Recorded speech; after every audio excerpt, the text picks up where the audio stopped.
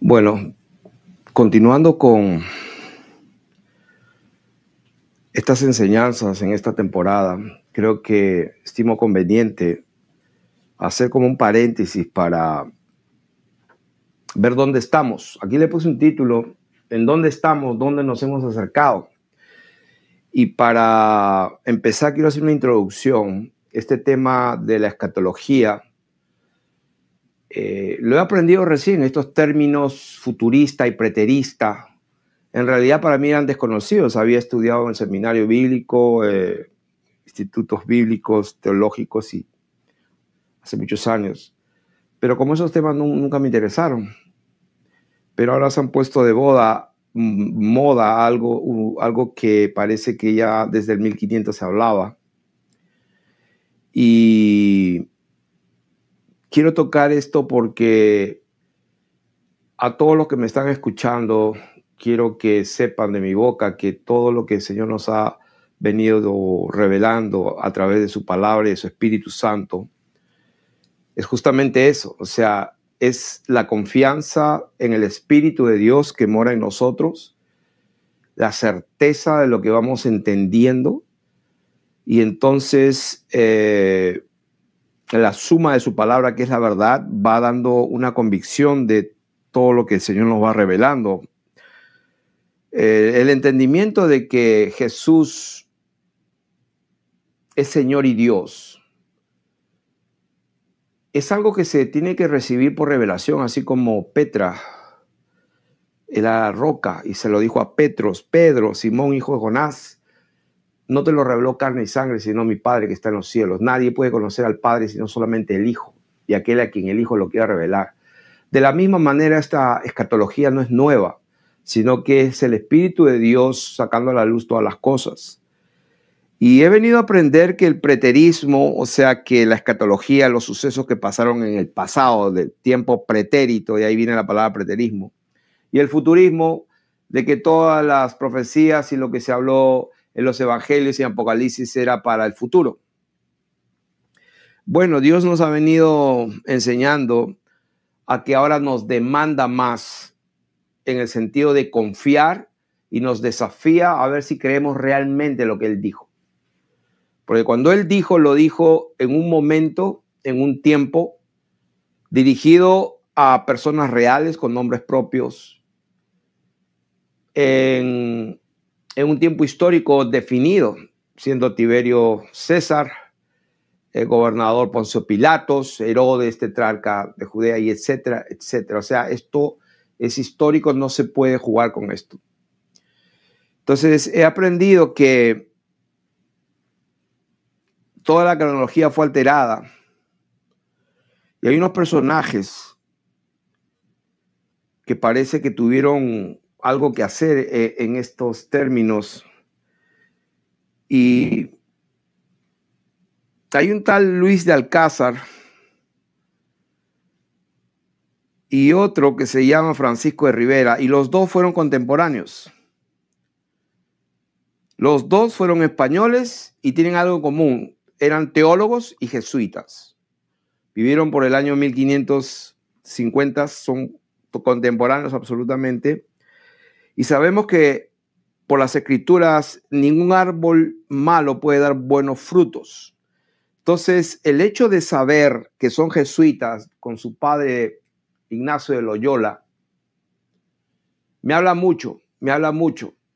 Y cuando veo de qué se trata, estas son personas que, para resumir, uno era preterista y otro era futurista. O sea, justamente los dos lados de la moneda. En el mismo tiempo, contemporáneamente, teólogos jesuitas.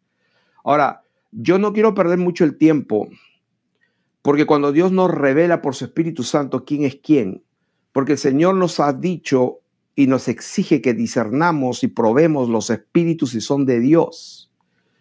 Entonces esto no se puede hacer naturalmente, históricamente, lógicamente, intelectualmente. Esto se tiene que hacer por el Espíritu de Dios. Y una cosa puedo estar completamente seguro: ninguna verdad procede de la mentira. Siendo jesuitas, nada bueno pueden producir. O sea que Uno es negativo, el otro es positivo, uno es blanco, uno es negro, uno es derecho, uno es izquierda, uno es preterista y otro es futurista. Ambos jesuitas. ¿Qué quiero decir con eso? Que es el mismo diablo detrás de ellos, porque, repito, ser el diablo y sus hijos no pueden producir algo bueno. Entonces, justamente, qué casualidad que desde ese tiempo, desde que empieza el renacimiento, entre comillas, ya aplican la dialéctica hegeliana. O sea, la tesis, la antitesis, la solución, ellos mismos lo hacen de esa manera y la dialéctica de Hegel la vienen usando para controlar a ambas partes, tanto los que tienen los ojos abiertos, entre comillas, y los que están totalmente perdidos. Tanto la derecha conservadora que cree en los principios morales correctos, que se acerca más a la moral de Dios, a la ética y a la piedad de Dios, y la otra izquierda donde está bien ser homosexual, ser transgénero y tratando de cambiar el lenguaje, ya no me llames él o ella, ahora llama éles. O sea, todas esas perversiones que hace el diablo, lo hace a través del control usando la derecha y la izquierda. Entonces, quiero aclarar que nuestra enseñanza no está basada en estudios de lo que dicen los teólogos, de lo que dicen fulano, en la acumulación de muchos libros, aunque sí me toca revisar, investigar, pero últimamente es la guianza del Espíritu Santo lo que nos define. Y con eso dicho, vamos a empezar. Hay muchos que se están haciendo muchas preguntas. ¿En dónde estamos ahora? ¿Qué es lo que nos corresponde? ¿Qué nos interesa a nosotros? Y vamos a ir al libro de Hebreos.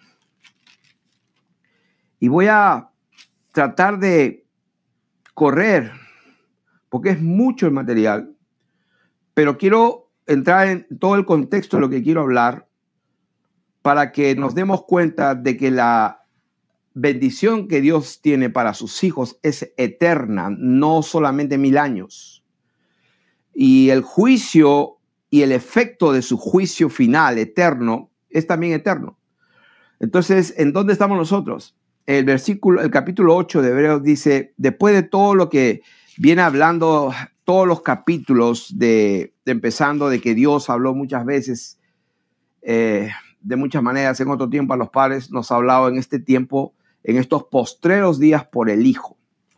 Entonces, habla de la comparación con el ministerio de Moisés, luego viene los rudimentos, las formas, el sacerdocio de Melquisedec y bueno, lo pueden leer, habla de los pactos, etcétera. Pero aquí empieza, vamos a ir al punto principal, como lo dice acá, capítulo 8, verso 1. Ahora bien, dice, el punto principal de lo que venimos diciendo es que tenemos tal sumo sacerdote, el cual se sentó a la diestra del trono de la majestad en los cielos.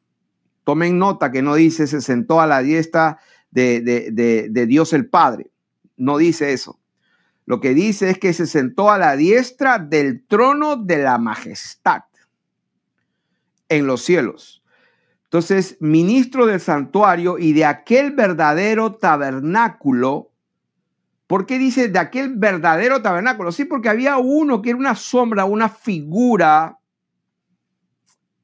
algo terrenal, hecho con mano humana.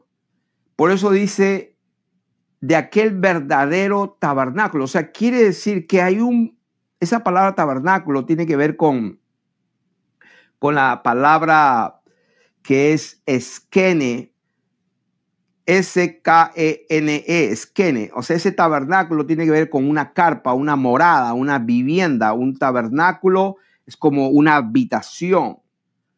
Entonces, quiere decir que existe una habitación, un tabernáculo, y vamos a ver que ese tabernáculo es lo que el Señor llama la Jerusalén, la celestial,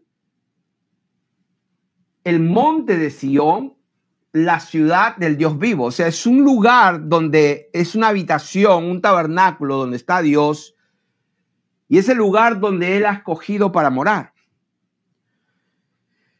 Entonces, dice acá, este tabernáculo, este santuario verdadero, este santuario donde está la presencia de Dios, dice, la cual levantó el Señor y no el hombre. Entonces, dice el versículo 5, 4, dice, así que si estuvieres sobre la tierra, ni siquiera serías sacerdote, habiendo aún sacerdotes que presentan las ofrendas según la ley. O sea que mientras había el sacerdocio levítico, pues ni siquiera sería sacerdote, porque todavía estaba en pie el sacerdocio de Moisés, levítico. Y el versículo 5 dice, los cuales sirven a lo que es figura y sombra de las cosas celestiales. O sea que lo que quiero enfatizar aquí, que hay una cosa real, verdadera, como dice la ciudad del Dios vivo, dice Hebreos capítulo 12. Nos hemos acercado a la ciudad del Dios vivo. Nos hemos acercado al Dios vivo.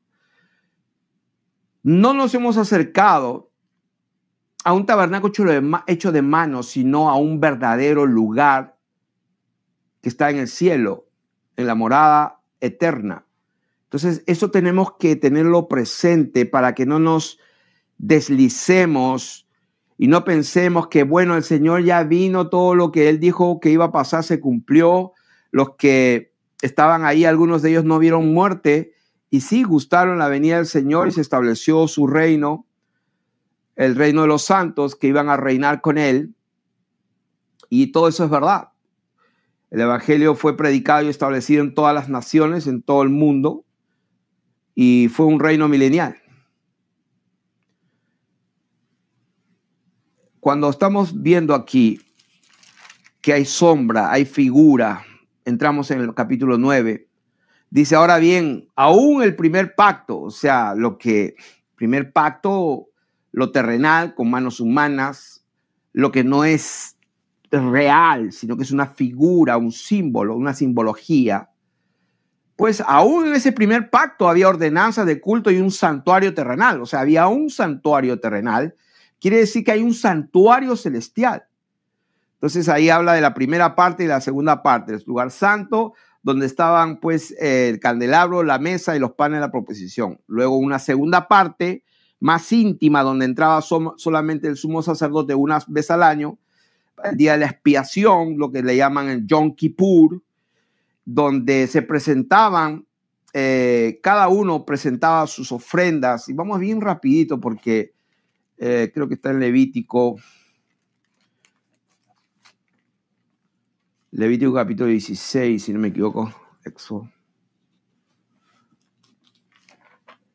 En Éxodo capítulo 16 dice, por ejemplo, el día de la expiación, Aarón, que era el sumo sacerdote, tenía que entrar con un becerro para expiación y un carnero para holocausto. O sea que 2 animales para él, para sus propios pecados y para su propia casa. Por eso dice ahí, y hará traer a Aarón el becerro que era para expiación suya y hará la reconciliación por sí y por su casa. Y degollará en expiación el becerro que es suyo. Entonces también se le exigía a la congregación de los hijos de Israel, versículo 5, 2 machos cabríos, uno para la expiación y un carnero para holocausto. O sea que habían, como escribí aquí, había una serie de animales que hay que distinguir. Hay una diferencia entre cordero y carnero. Una cosa es un cordero, un carnero, una oveja y un macho cabrío. Todo tiene algo importante. Vamos a ir a tomarlo bien a la ligera esto porque no es mi tema, pero es importante que entendamos las diferencias y por qué esto era simbología. Estos animales eran inocentes, un cordero, un carnero, una oveja, pues matarla, degollarla, pues es un ser vivo inocente que tenía su propia sangre. Entonces, había estos machos cabríos. Uno era para hacer la expiación por la casa de Israel. Y había otro que se soltaba, se le ponía la mano, uno ponía la mano en ese macho cabrío, es lo que le llaman, de ahí viene la frase del chivo expiatorio. El chivo expiatorio no es nada más ni nada menos que aquel chivo, el segundo chivo que era escogido por suerte, al cual se le ponía la mano y se confesaba todos los pecados del pueblo, y luego se lo llevaba y se lo llevaba al desierto donde estaba Azazel. Ahora, ¿quién es Azazel? Si leemos en Enoc, Azazel era uno de los ángeles caídos que hizo pecar a la humanidad tremendamente, y Dios lo mandó a encerrar en el desierto. Entonces, es lo que la gente satanista usa, el macho cabrío, la cabra, porque fue enviada al lugar del desierto que vendría a ser el dominio de las tinieblas, el dominio de Azazel. Y había que confesar pecados, y la persona que lo llevaba tenía que lavarse, limpiarse y todo, porque quedaba contaminado. O sea, ¿qué cosa es eso? Esos son sombras, figuras, patrones terrenales que se cumplen en lo espiritual, que hay cosas que son legales y que Dios demanda 2 machos cabríos, 1 para reconciliarte con Dios, y 2, el otro macho cabrío que era entregado a Azazel, que era liberado por el, se quedaba vagando en el desierto, era como una ofrenda para Azazel, para que entre en el dominio de él, para que legalmente conste en el reino de las tinieblas que hemos sido redimidos, protegidos, y somos protegidos por la sangre de nuestro Señor Jesucristo. Entonces, en todas estas... pueden leerlo ustedes allí. Lo que estamos en Hebreos para poder entenderlo mejor. Por eso dice el versículo 1. Ahora bien, el primer pacto tenía ordenanzas de culto y un santuario terrenal. Porque el tabernáculo estaba dispuesto así: primera parte, segunda parte, lugar santo, santísimo. Y dice aquí, lo cual dice, vamos a leer el versículo 7, pero en la segunda parte, solo el sumo sacerdote una vez al año, no sin sangre, la cual ofrece por sí mismo, por su familia y por los pecados de ignorancia del pueblo, dando el Espíritu Santo a entender que con esto aún no se había manifestado el camino al lugar santísimo, entre tanto que la primera parte del tabernáculo estuviese en pie. Y acá viene lo que nos interesa, lo cual es símbolo para el tiempo presente, según el cual se presentan ofrendas y sacrificios que no pueden hacer perfecto. Esa palabra perfecto es la palabra teleió, y hay que recordarla, esa palabra teleió. Se escribe, a ver si está acá. No está aquí. Se escribe así: teleió. Diferente a teleios, que está me parece que está en Filipenses. 2 palabras diferentes. Dice, teleió es completado, perfecto, no le falta nada, terminado, producto terminado. Dice, no puede ser perfecto teleió en cuanto a la conciencia al que practique ese culto. O sea, es un símbolo. ¿Cuál es la meta? Que tu conciencia quede limpia. Entonces, hay que tener cuidado de la conciencia de pecado. Porque si tú tienes conciencia de pecado, probablemente tus pecados no estén perdonados. Entonces, no puede hacer perfecto en cuanto a la conciencia el que practique ese culto, ya que consiste en comidas, bebidas y diversas abluciones y ordenanzas acerca de la carne impuestas hasta el tiempo de reformar las cosas. Pero estando ya presente Cristo, sumo sacerdote y subrayado de los bienes venideros. ¿En dónde estamos? ¿Dónde nos hemos acercado? Nos hemos acercado a lo real, a los bienes, a las bendiciones, a la herencia eterna. O sea que no estamos hablando de 1000 años, de un milenio.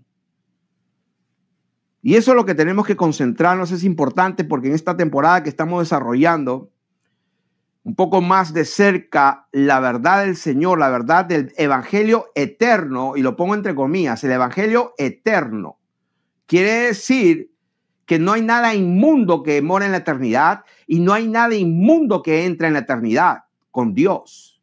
Entonces lo que nos conviene a nosotros es saber eso, porque sin santidad, lo dice Hebreos también.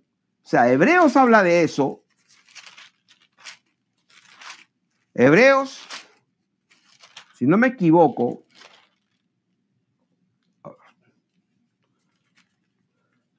el penúltimo capítulo, seguid la paz con todos y la santidad sin la cual nadie verá al Señor. Mirad bien que no sea que alguno deje de alcanzar la gracia de Dios. ¿Se dan cuenta? No seamos profanos como Esaú, deseando heredar la bendición y fue desechado y no hubo oportunidad para el arrepentimiento, aunque lo procuró con lágrimas. Estamos hablando del mismo Hebreo, o sea, estamos hablando de la misma carta del apóstol Pablo. Y alguien dice, no sabemos que fue Pablo. Sí fue Pablo. El Espíritu de Dios da testimonio que fue Pablo por una simple razón. Por ejemplo, los últimos versículos dice, os escribo brevemente, sabed que está en libertad nuestro hermano Timoteo, con el cual si viniere, pronto iré a veros. O sea, ¿quién paraba con Timoteo? Pues era Pablo. Así que, ¿de qué estamos hablando? Estamos hablando de lo real. Entonces, cuando ya viene Cristo, es sumo sacerdote de los bienes venideros reales. Por el más amplio y más perfecto, más amplio, imagínense el tabernáculo de Moisés. Pues, estamos hablando de la nueva Jerusalén, la celestial, que yo sepa tiene como 2000 kilómetros de ancho, de largo y de altura. 2000 kilómetros aproximadamente, algo como el ancho de todo Estados Unidos. O sea, ahí entra bastante gente. ¿Dónde está eso? Vamos a ver que eso está al lado del norte, dice la palabra de Dios. Por muchos lados, en el lado del norte. Y otra de las cosas que también nos han engañado es con la cartografía. La cartografía y los mapas y todo es una mentira que vamos a ir poco a poco pelando las hojitas de la cebolla hasta ir viendo claramente más de cerca el centro del meollo. Entonces, estamos hablando aquí que no con sangre, sea el tabernáculo más perfecto y más amplio, no hecho de manos, es decir, no de esta creación, o sea, no es de esta creación. O sea, eso es lo que tenemos que entender. Cuando el Señor dice al último de su profecía, porque Él dijo, nadie puede añadir a lo que ya dije.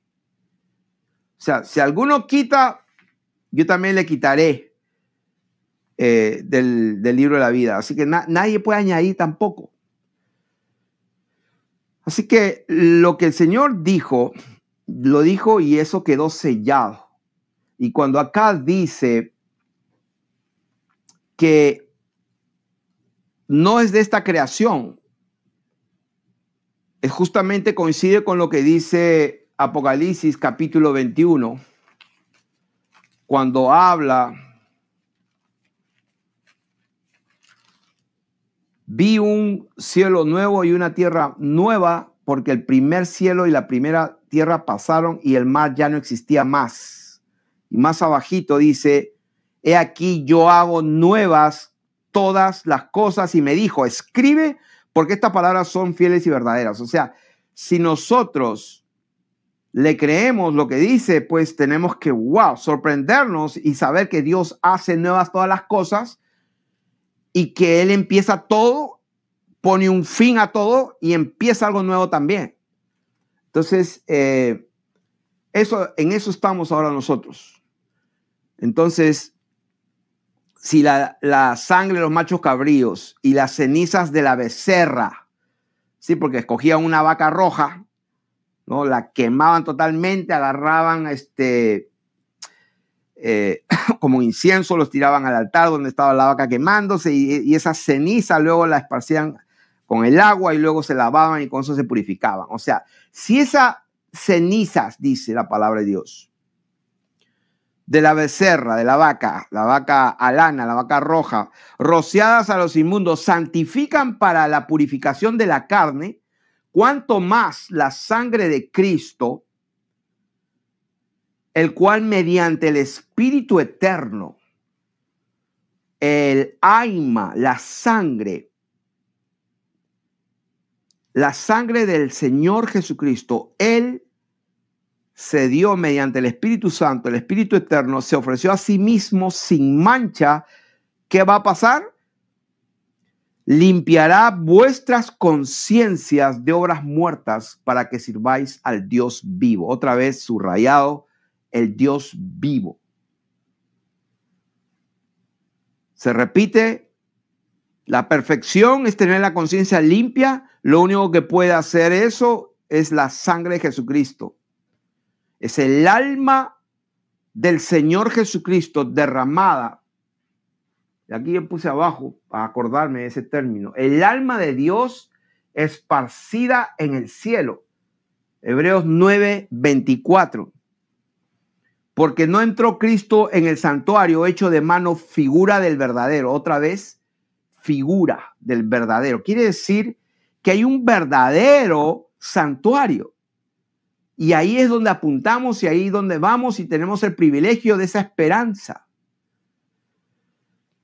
Así que el evangelio fue predicado en todo el mundo, los chinos, los ateos, los musulmanes, como quieras llamarlo, como quieras llamarlo.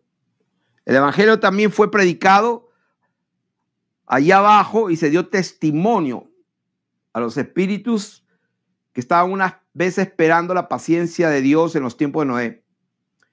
Se proclamó el evangelio a los muertos también. Entonces, no hay excusa. Es más, el Señor dijo que vi en medio del cielo un ángel poderoso que tenía el evangelio eterno para predicarlo a todas las naciones, tribus, pueblos y lenguas. O sea, en otras palabras, Dios se aseguró que todo el mundo y todas las naciones conozcan la verdad. Por eso que hay una iglesia plantada en todos los continentes desde hace mucho tiempo. Se llegó a establecer y aún los ateos que no creen tienen que reconocer que estamos en la fecha después del año Domini, después del año del Señor en que vino el Señor Jesucristo. Eso por sí es una prueba de que vivimos en la era cristiana, entre comillas. Entonces, versículo 15, así que por eso es mediador de un nuevo pacto, para que interviniendo muerte para la remisión de las transgresiones que había bajo el primer pacto, los llamados, presten atención, los llamados reciban la promesa subrayado de la herencia eterna. Entonces, cuando estamos hablando del milenio y que el Señor cumplió lo que dijo, era para que el evangelio, como dijo el Señor, más recibiréis poder y me seréis testigos hasta lo último de la tierra. Eso se cumplió. Porque si creemos que estamos ahora, que eso va a pasar en el futuro, eso no va a pasar en el futuro. Lo que está pasando es más engaño brutal, más control, y las iglesias y los pastores están más pecadores, están siendo comidos por el diablo con sal y pimienta, sus ojos llenos de adulterio, muchos han caído, muchos son mentirosos. O sea, les quiero dar un mensaje de servicio público a todos esos pastores y sacerdotes y curas y obispos y como quiera que te llames. Nada inmundo, ni un pecador entra en el reino de los cielos. Los pecadores no entran, los impíos no entran, nada inmundo entra en el reino de los cielos. Entonces, ¿cómo hacemos? Tenemos que tener la conciencia limpia, lavada con la sangre de Jesucristo. Entonces, la conciencia de pecado es un tremendo problema. Ahora, si seguimos leyendo, en el sentido de que hay algo real y algo verdadero, como dice el versículo 24, no entró Cristo en el santuario hecho de mano, figura del verdadero, sino en el cielo mismo, para presentarse ahora por nosotros. Y no para ofrecerse muchas veces como entra el sumo sacerdote en el lugar santísimo cada año, en el día de Yom Kippur, con sangre ajena. Pues fácil. Aarón y sus hijos y los que le siguieron en el sacerdocio levítico, pues el sumo sacerdote entraba una vez al año y se mataba un becerro, los mataba a los pobrecitos, la vaquita y los machos cabríos, y pues sangre inocente, con sangre ajena. Pero dice aquí,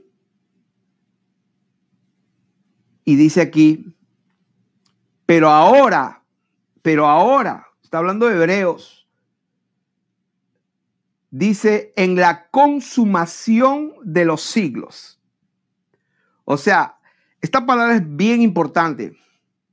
El Señor le contestó la pregunta específica a sus discípulos cuando le dijeron, mira estos templos, este templo tan hermoso, estos edificios, estos adornos lindos del templo. Y el Señor le dijo, no quedará piedra sobre piedra hasta que todo esto sea destruido. Y los discípulos le dijeron, Señor, ¿cuándo serán estas cosas? ¿Cuándo va a ser esto destruido? ¿Y qué señal habrá del fin del aión, del siglo?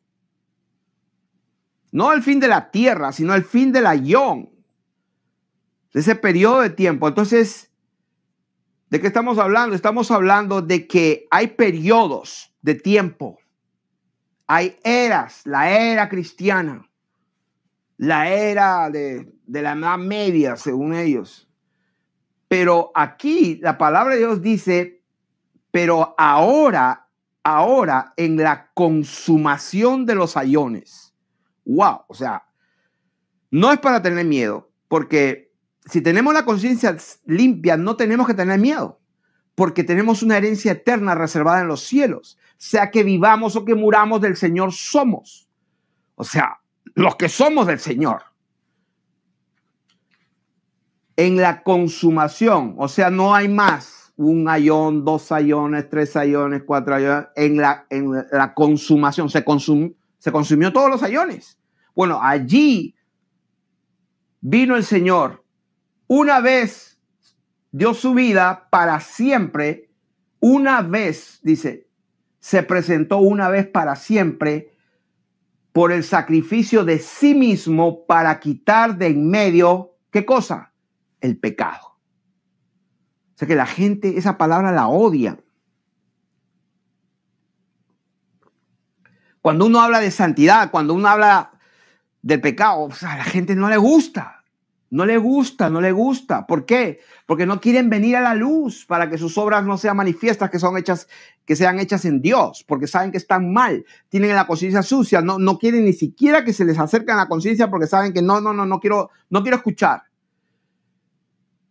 Pero el Señor dice que entró una vez para siempre, un solo sacrificio hizo y el de sí mismo para quitar de medio el pecado, y de la manera que está establecido para los hombres, que mueran una sola vez y después de esto el juicio. Presten atención, ¿dónde está ese famoso versículo? Está establecido que los hombres mueran una vez y después el juicio. La gente lo dice paporreta como un periquito. Como un loro lo repiten, pero no se dan cuenta el contexto exacto en dónde está esa palabra. Esa palabra está en un perfecto contexto de eternidad. Está en un contexto real, de un juicio real, de un Dios vivo real, de un santuario real, de un tabernáculo, una habitación real, el mismísimo cielo. Estamos hablando no de figuras, ni de sombras, ni de símbolos. Estamos hablando de vida eterna real. Y en ese contexto, dice la palabra de Dios, está establecido que el hombre muera una vez, los hombres una vez y después el juicio. Así que cualquiera que está con reencarnación, cualquiera que está con ese tipo de filosofías engañosas, es muy probable que no tengan la conciencia muy limpia delante de Dios, porque nada que proviene del diablo le pertenece al reino de los cielos.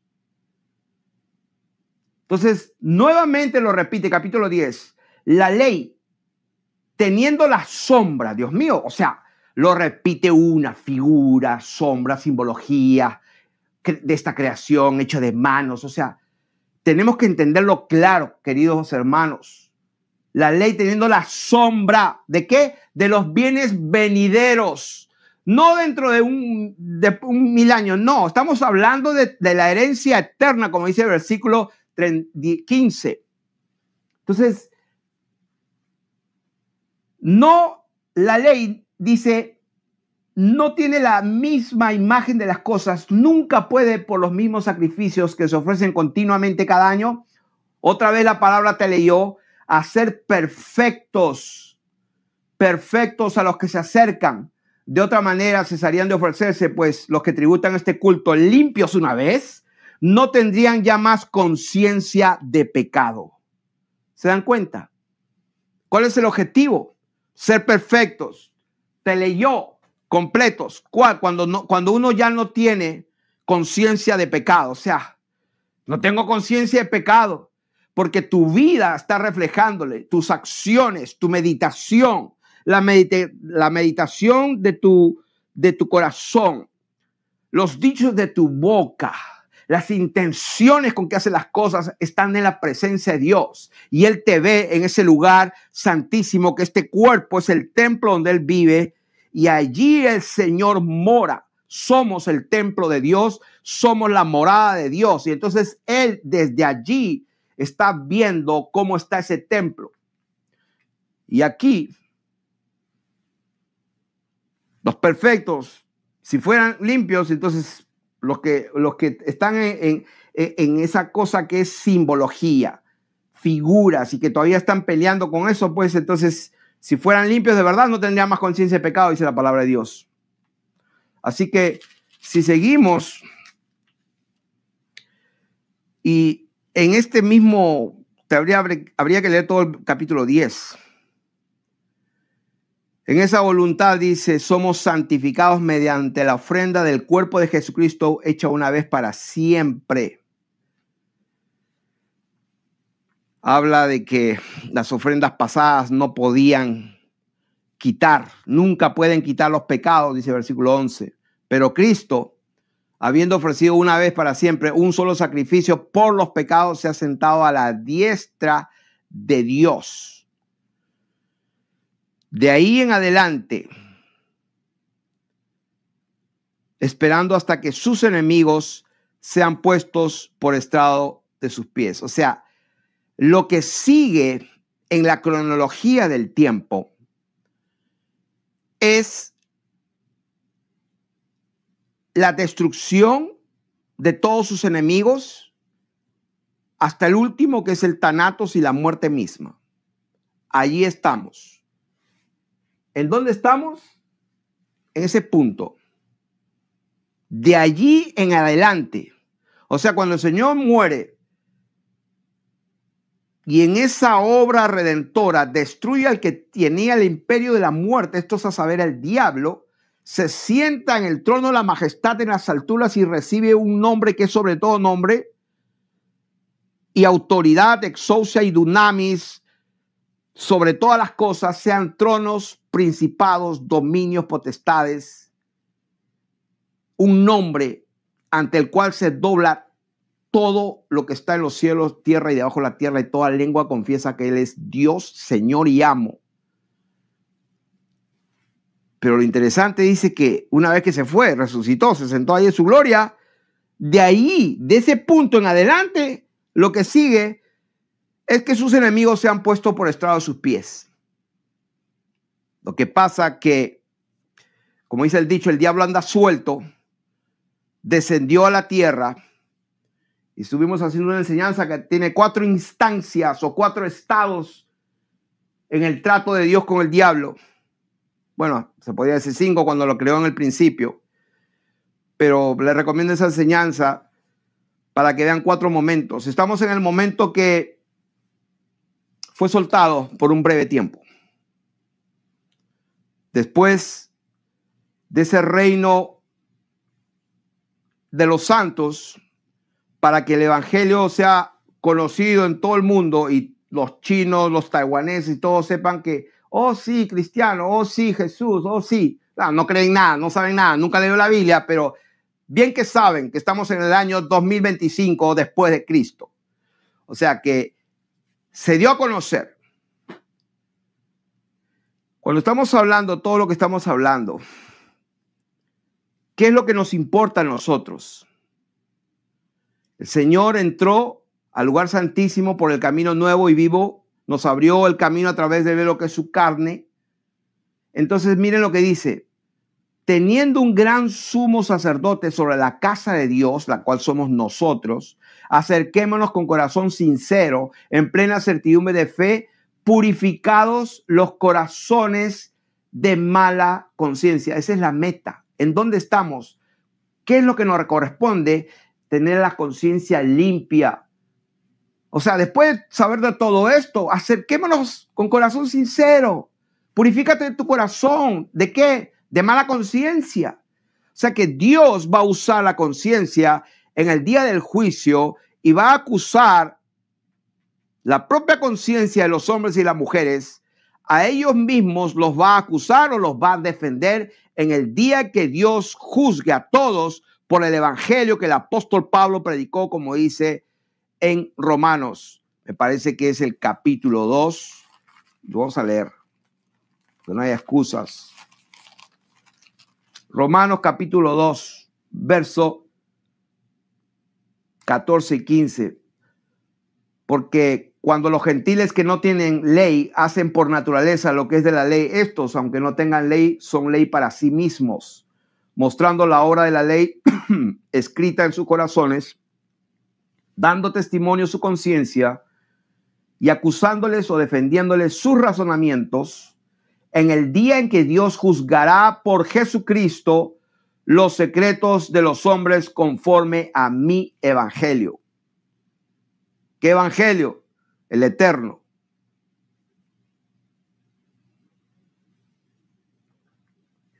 Así que el evangelio eterno trasciende 1000 años. Bendito sea el nombre del Señor Jesucristo. Más abajo dice: pues conocemos el que dijo: mía es la venganza, yo daré el pago. Dice el Señor otra vez: el Señor juzgará a su pueblo. No dejen de congregarse, tanto más cuando aquel día se acerca. Versículo 36, 35 dice: no perdáis vuestra confianza, que tiene grande galardón, porque os es necesaria la paciencia para que, habiendo hecho la voluntad de Dios, obtengáis la promesa. ¿Cuál promesa? Pues el Señor dijo lo que dijo y lo dice allí: porque aún un poquito, y el que ha de venir vendrá y no tardará. Pero nosotros no somos de los que retroceden para perdición, sino de los que tienen fe para preservación del alma. Entonces, ahí habla de lo que es la fe.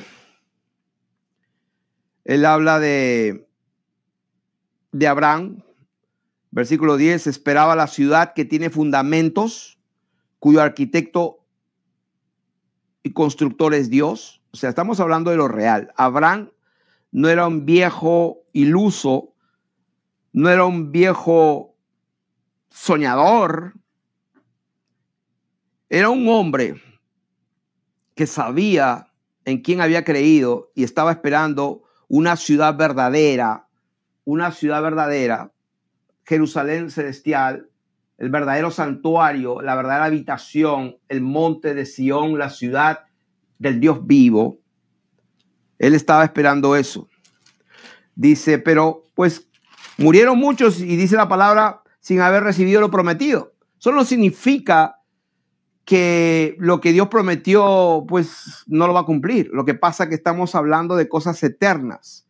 Por eso que los que dicen esto claramente dan a entender que buscan una patria, pero anhelaban una mejor, dice, celestial, por lo cual Dios no se avergüenza de llamarse Dios de ellos, porque les ha preparado una ciudad. El Señor dijo: yo me voy y vendré, voy a preparar morada un lugar para que donde yo estoy también vosotros estéis. El Señor Jesucristo no está en la tierra, aunque su espíritu lo cubre todo, pero Él no está en una morada terrestre, querido pueblo de Dios. Así que vamos a, ahora sí, capítulo 12, que este es el tema que vamos a hablar.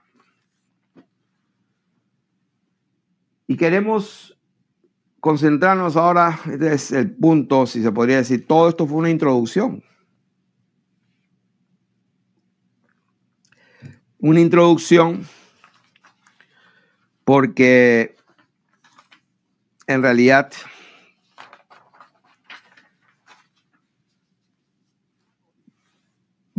esto lo vamos a, para todos aquellos que lo han leído muchas veces y no lo han entendido, yo creo que el 80% fue la introducción y el 20% va a ser el mensaje, pero ahora se va a entender mejor. Y vamos a leerlo juntos. Hebreos capítulo 12, ya casi terminando la carta del apóstol. Dice, porque no os habéis acercado al monte que se podía palpar. Ojo que todo lo que leímos, el sacerdocio levítico, el tabernáculo de Moisés, todas las piezas y las partes del santuario, todo eso ya pasó. Estamos en capítulo 12, ya para terminar, y concluye. Porque ustedes no se han acercado realmente al monte que se podía palpar. Al tiempo de Moisés, donde las tablas de la ley y la vara de Aarón. No se han acercado ahí. Dice la palabra de Dios, el versículo 22, sino que os habéis acercado, o sea, hablando de lo real, al monte de Sión. Entonces, cuando habla del monte de Sión, ¿dónde está el monte? ¿Dónde será? El monte de Sión no está aquí en la tierra. Se han acercado al monte de Sión, a la ciudad del Dios vivo, Jerusalén la celestial. Número uno.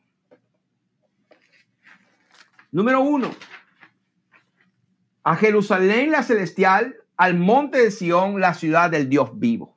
O sea, es un verdadero tabernáculo. Esto es algo real,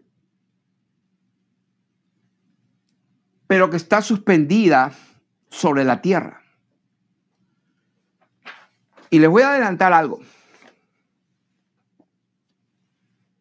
Estoy investigando las aureolas boreales, porque la tierra no es como nos han dicho que es. De acuerdo a los mapas de hace cientos de años, los bien antiguos, hay una tierra de Jesús que resulta que está en el Polo Norte.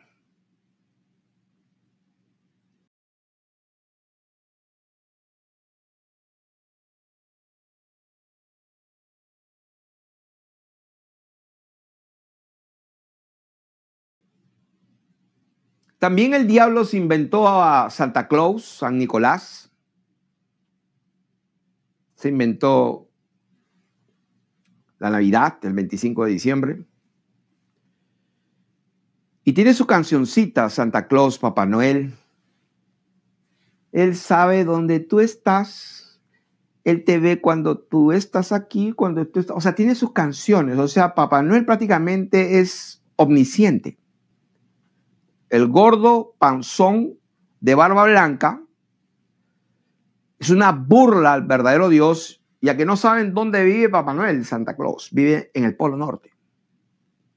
Y tiene sus ayudantes que tienen las orejas así. Los elves, sus ayudantes son unos demonios. Interesante. Superman, que no es ningún Superman, Clark Kent, con los poderes, superpoderes, y tiene acá su símbolo. Yo de niño toda la vida pensaba, yo dibujaba, porque me gustaba dibujar, y dibujaba al superhéroe, y hacía la S de Superman, y cuando pasan los años me doy cuenta que esa S no es una S, es una serpiente. Si la ves bien, es una serpiente.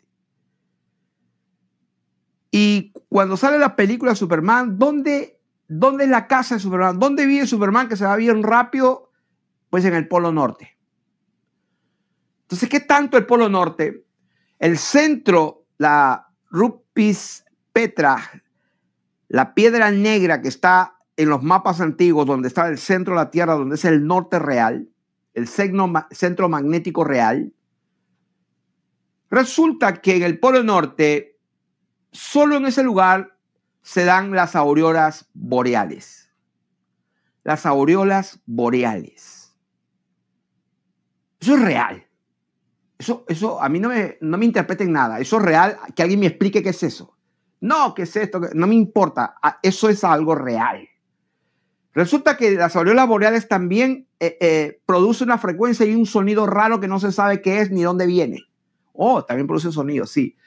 Y cuando veo en videos y fotos, muchos, veo que tiene algo en común, un factor común. Estuve estudiando y tiene un color, dos colores que predominan, que es el turquesa, medio verdoso turquesa, y es como un rojizo, un color rojizo. Y cuando yo veo Apocalipsis capítulo 4, dice, he aquí un trono, versículo 2, he aquí un trono establecido en el cielo y en el trono uno sentado. Y el aspecto del que estaba sentado era semejante a piedra de jaspe y de cornalina, y había alrededor del trono un arco, o sea, semejante a la esmeralda. ¡Wow! Comencé a buscar fotos de la piedra preciosa de jaspe y cornalina y la esmeralda, y da la casualidad que el jaspe, la cornalina y la esmeralda son exactamente los colores de la aurora boreal, allá en el Polo Norte.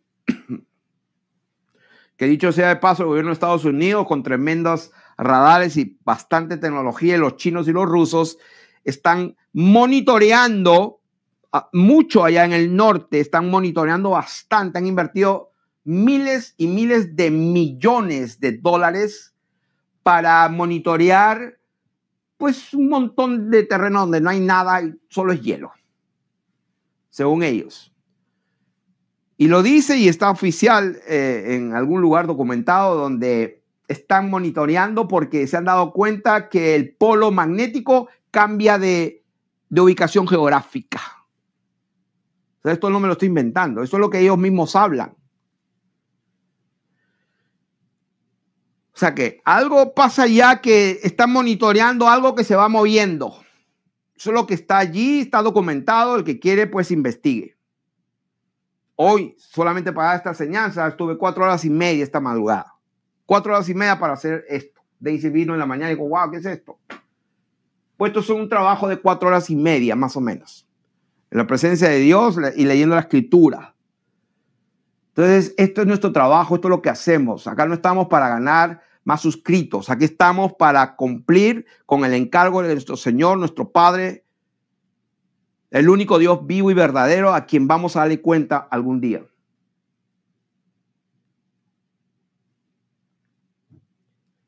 Número 2, nos hemos acercado, dice, a la compañía de muchos millares de ángeles,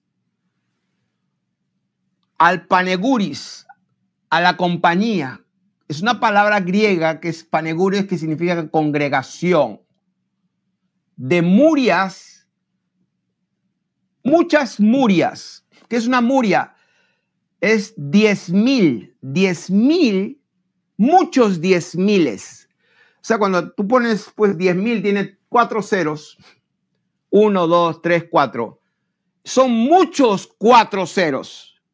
¿Tú te imaginas muchos 4 ceros? O sea, a estos 10,000, 2 10,000 nada más serían un 1 con 8 ceros. Entonces, si lo dices miriadas y miriadas de muchas murias, sería millones y millones.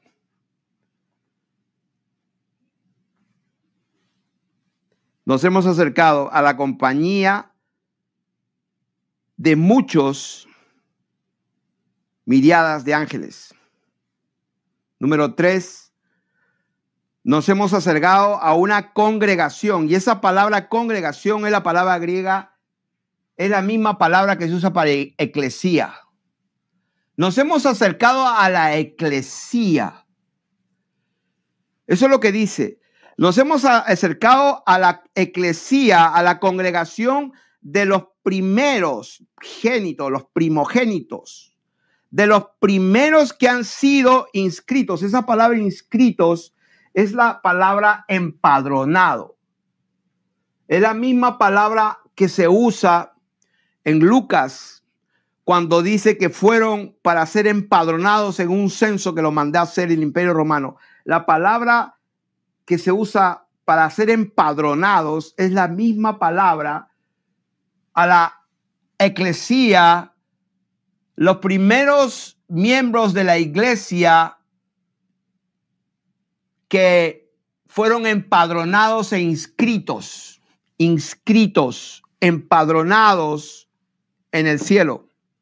Ahora, eclesía, sabemos que significa asamblea, congregación, la congregación de los santos, pero cuando vamos más a las raíces griegas, esta es una palabra compuesta de dos palabras griegas, ek y klesía. Dos palabras. Ex, que significa fuera de, y klesía, y klesis, que significa un llamamiento o llamar. Entonces, si queremos saber qué significa realmente eclesía, la iglesia, es un grupo de llamados fuera de un lugar, de una dimensión, de una condición, como quiera llamarlo. La Biblia lo dice, que fuimos llamados o libertados de la potestad de las tinieblas a la luz, trasladados a la luz del poder y la potestad de Satanás a Dios. Esa es la iglesia. O sea, si tú no te sientes que has sido jalado y llamado a otro reino y estás viviendo como los mundanos, pues tienes que preocuparte si verdaderamente es miembro de la iglesia. Número 4. Dice, a Dios, el juez de todos. O sea, no se olviden. Número 3 es la iglesia de los primeros que llegaron al cielo y fueron empadronados en el cielo. Los primeros inscritos ahí, empadronados. Nos hemos acercado al Dios verdadero, el juez, el krités, esa palabra griega krités. Él es el krités, es el magistrado, entre comillas, de todos. De todos. No solamente algunos, sino de todos. Por eso que está establecido que los hombres mueran una vez y después eso. Número 5, nos hemos acercado a los neumas, a los espíritus, a los vientos. ¿De quién? De los dicaíos. ¿Quiénes son los dicaíos? De los justos, de los correctos, los que han hecho las cosas bien y han sido perfeccionados, hechos perfectos. O sea, los espíritus de aquellos que hicieron las cosas bien, que están durmiendo ahí en un sepulcro, pero que sus espíritus, porque lo hicieron correctamente, fueron hechos teleió, fueron hechos perfectos. Y esta palabra teleió, la que estaba hablando, fueron completados, perfectos, terminados. A diferencia de la otra palabra, teleios, bien parecida. Se parecen, teleió y teleios. Bien parecida. Y vamos a explicar eso. Alguna vez lo explicamos, pero vamos a explicarlo otra vez. Efesios, Filipenses. Eso está en Filipenses capítulo 3, el 12 y 15, la diferencia. Dice Pablo, No que lo haya alcanzado, o sea, está hablando de que llega la resurrección de los muertos. La resurrección de los muertos, dice Pablo, no que lo haya alcanzado, ni que ya sea teleio, perfecto. No que sea perfecto, completado, perfecto, terminado.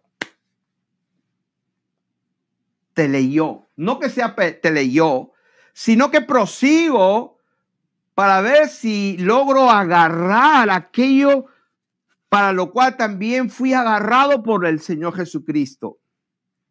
Hermanos, yo mismo no pretendo haberlo ya alcanzado. Es un mensaje para todos los bautistas y los calvinistas y todos los que creen que ya está todo, ya el Señor murió, lo recibí en mi corazón hace 20 años y yo creí en el Señor. O sea que para todos esos ilusos e ingenuos, pues lean lo que está escrito, lean su propia Biblia. Dejen de estar escuchando tantos videos, asistiendo a un montón de congregaciones para ver cuál es el que te gusta más y ponte a leer las escrituras tú mismo, tú misma. Ese es mi consejo. Y cuando la leas, sé honesta y léala bien. Hermanos, yo mismo no pretendo ya haberlo alcanzado. El mismo apóstol habla de eso. Él mismo se pone como, no una maldición, pero él mismo se pone pues un contrato. Si yo le predico algo diferente de lo que ya he predicado, que eso fue cuando estoy bien, lleno del Espíritu Santo, en buena comunión con Dios, con mi conciencia simple, si yo les predico otro evangelio, pues sea anatema, dice Pablo. Imagínense, si yo o un ángel del cielo. Entonces, si la gente me va a decir, no, yo creo en el Señor y la Biblia dice que por gracia somos salvos, por la fe, yo creo. Una aberración total de la verdad. Y para aquellos que creen en el preterismo, con ese nuevo término, que pues entró con estos dos personajes, todos angelitos, jesuitas, y la dialéctica para pues controlar a los dos bandos. Hay que tener cuidado.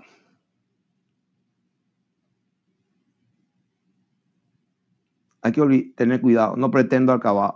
Dice, prosigo a la meta, al premio del supremo llamamiento de Dios. Es un llamamiento que nos hace. Vamos a llegar en Cristo Jesús. Así que todos los que somos perfectos, ¿ve? La palabra perfecto, igualita que en el versículo 12, la usa el versículo 15, pero esa palabra en el griego es teleios, que es diferente. Así que todos los que somos teleios, ¿qué significa teleios? Esto es que has alcanzado una cierta madurez. Esto es que estás perfecto, completado, producto terminado. Pero teleios, pues los que somos maduros, hemos alcanzado madurez, de eso está hablando. Entonces, cuando nos acercamos a lo real, nos estamos acercando a los espíritus de los justos que pelearon, como dijo el Señor, desde los tiempos de Juan el Bautista, el reino de los cielos sufre violencia, es zamaqueado y solamente los valientes lo arrebatan. Entonces, allí estamos. ¿En dónde estamos? Estamos en el momento en que tenemos que ser valientes porque en la lista de los que no entrarán a la ciudad ni comerán del árbol de la vida, en primer lugar en la lista del Señor están los cobardes. ¿Por qué será? Pues el Señor lo dijo. El reino sufre violencia. Está zamaqueándose, por eso que yo todavía estoy intercediendo hasta que todos mis enemigos sean puestos por estrado de mis pies. ¿Qué es lo que hay ahora? Total engaño. ¿Qué es lo que hay ahora? Más engaño. ¿Qué es lo que hay ahora? Sigue habiendo mucho engaño. Entonces, ¿qué tenemos que hacer? La conciencia limpia delante de Dios. Es lo mejor, es la mejor protección. Estamos leyendo aquí. Jerusalén, compañía, la congregación, la eclesía, el Dios juez, los neumas, número 6. Nos hemos acercado a Jesús, el Mesías.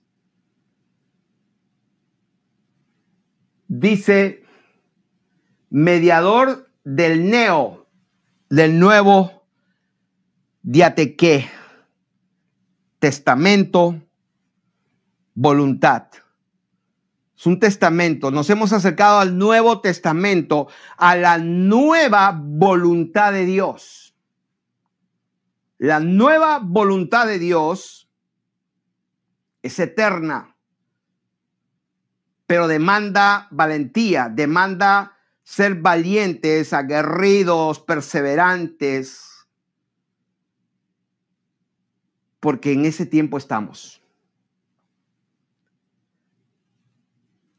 El mediador del nuevo pacto. Y número 7, nos hemos acercado al aima, a la sangre rociada, que es rantismos, esparcida, rociada, así como cuando el sumo sacerdote Aarón esparcía con el hisopo, y el hisopo pues es una planta olorosa que se usaba como instrumento de esparción. Y esparcía a todos los vasos, el tabernáculo y al pueblo, y a las cosas santísimas que representaban las cosas celestiales. El Señor mismo llevó su propia alma, porque la vida está en la sangre. Y hasta la palabra tiene fonéticamente aima. En el griego parece alma. Yo estaba leyendo cuál es una semejanza que tiene el alma. No sé si lo apunté. La palabra griega es aima. La palabra aima es sangre en el griego. La palabra alma es psique, que viene de la psiquis. Pero es interesante que fonéticamente suena aima y que la psiquis o el alma está en la sangre, y por eso que esa palabra aima también, de ahí viene la palabra hematología, que es aima más logos, que es el estudio de la sangre, hemorragia, hematoma, hemodiálisis. La sangre, como el alma, se ha entendido en muchas culturas como el principio de la vida, lo que dice Levítico capítulo 17, verso 11. Y cuando uno habla de la sangre, en hebreo es nefesh, derramar sangre es derramar la vida. O sea que hay una conexión fonética y simbólica entre alma y sangre. A esto nos hemos acercado, esto es lo real, esto es lo que nos interesa. 1000 años de reinado de los santos, donde se estableció el reino a través del evangelio predicado con poder y señales, y se estableció en cada nación. El cristianismo se rigió con vara de hierro, fueron quebradas también, hubo pena capital también. Pero ese tiempo pasó, ese ayón pasó. Estamos en el tiempo en que esto es lo que nos importa. Esto es lo que nos importa, la celestial. ¿Ok? Nos importa que tenemos ayuda hasta que todos sus enemigos sean puestos por estrado de sus pies. Estamos hablando al bendito Dios, que es el juez. Tenemos que tener presente que Dios juzgará a su pueblo. Dios nos va a juzgar. Tenemos que tener la conciencia limpia, y lo único que puede limpiar nuestra conciencia y hacernos teleió es el aima de nuestro Señor Jesucristo, porque entró con su propia sangre, pagó el precio con su propia sangre, no como Aarón y los sumos sacerdotes con sangre ajena. Qué fácil. Con sangre de un animalito inocente. pero el Señor lo hizo con su propia sangre. Nos hemos acercado a los espíritus de los justos que fueron perfeccionados y completados y terminados. Nos hemos acercado al bendito ministerio de intercesión que está intercediendo para que en su nueva voluntad nosotros podamos perseverar y tener victoria. Por último, nos hemos acercado al alma bendita, la sangre bendita que sigue hablando mejor que la de Abel. Y aquí voy a terminar. Cuando dice que el alma y la sangre de Jesús esparcida no solamente a unas cuantas cosas, sino a todo el santuario y al pueblo fue derramada, esparcida. Y cuando dice aquí en el capítulo Hebreos 12, a la sangre rociada que habla mejor que la de Abel. Esa palabra habla, ¿dónde está aquí?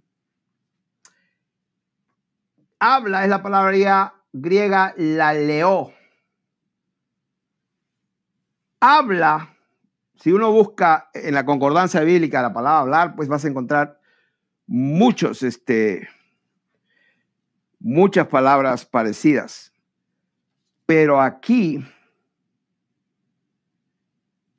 tengo ahí una concordancia Vines, es una concordancia del Nuevo Testamento, las palabras griegas completa, no la Strong, porque la Strong no es tan completa. Son 4 tomos. Diccionario expositivo de palabras del Nuevo Testamento de Vine. Aquí, la palabra hablar, hay 15 palabras.